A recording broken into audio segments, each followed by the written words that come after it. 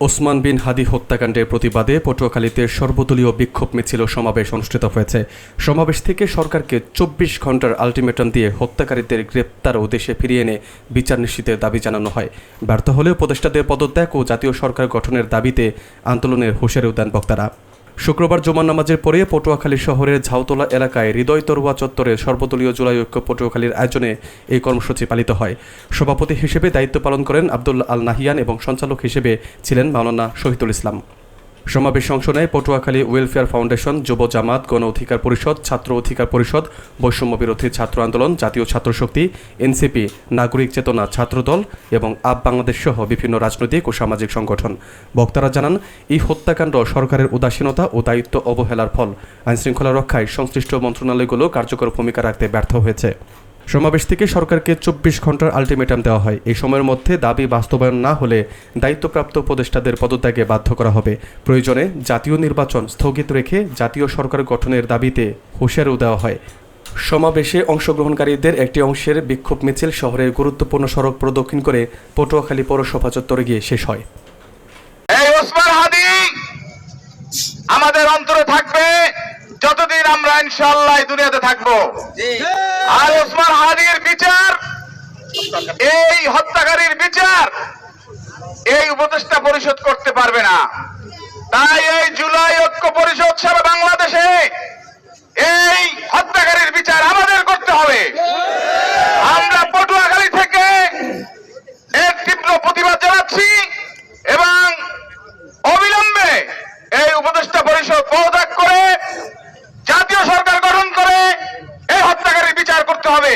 সে যেখানেই থাকুক এই দেশে এনে তার বিচার হবেই এবং করতে হবে। যদি এটা না হয় তাহলে আরেকবার জুলাই এই সন্তানরা, জুলাই অভ্যুত্থানকারীরা, জুলাই যোদ্ধারা তারা আবার রাস্তায় নেমে এই খুনিদের বিচার করতে বাধ্য হবে, যাতে আর কোনো ফ্যাসিস্ট তৈরি করতে না পারে। তারা সামনে নিয়ে আসে কোনটা পাথরগুলো এরকম গুরুত্বপূর্ণ জায়গায় থাকুক, সেটা আমরা এক মুহূর্ত আর চাই না। যারা এদেশের হাদিদের হত্যাযোগ্য করে তুলে তাদের কি শিখতে হবে সেটা হাদি সাহেব বলে গেছেন।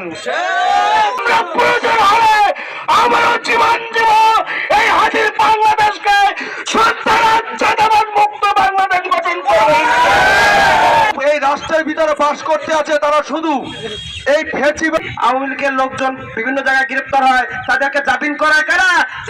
এই গর্দভ গুলোকে আগে জুতার মালা পরিয়ে তারপরে জনসম্মুখে নামানো দরকার। বিপ্লব করে তাদের কিন্তু সেই বিপ্লব পূর্ণাঙ্গ করতে হয়। শত্রুদের 24-এর আন্দোলনের অগ্রণী সৈনিক যারা, তাদের নিরাপত্তা নিশ্চিত করাই ছিল তাদের প্রধান কাজ। এপি নুরুল হক নূরের উপর যখন হামলা করেছে তার বিচারের কোনো ফয়সালা এখন পর্যন্ত এই অথর্ব উপদেষ্টা পরিষদ করতে পারে নাই। শহীদ ওসমান হাদি মাত্র 32 বছর বয়স, বাংলাদেশের কোটি কোটি আবার বৃদ্ধ তরুণ ছাত্র জনতার হৃদয় জয় করে আল্লাহ রাব্বুল আলামিনের মেহমান হিসেবে আল্লাহর দরবারে আল্লাহ তাকে কবুল করে নিয়েছেন। শাহাদাতের প্রতিটি রক্তের কণার উত্তম বদলা, উত্তম প্রতিশোধ গ্রহণ করব ইনশাআল্লাহ।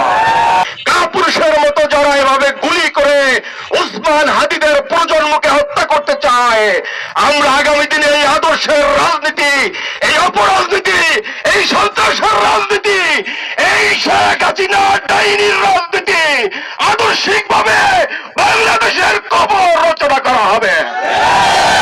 ঐক্যবদ্ধ বাংলাদেশের পথে যারা অন্তরায় হতে চায়, আগামী ফেব্রুয়ারির নির্বাচনে জনগণ তার উপযুক্ত জবাব দেবে ইনশাআল্লাহ।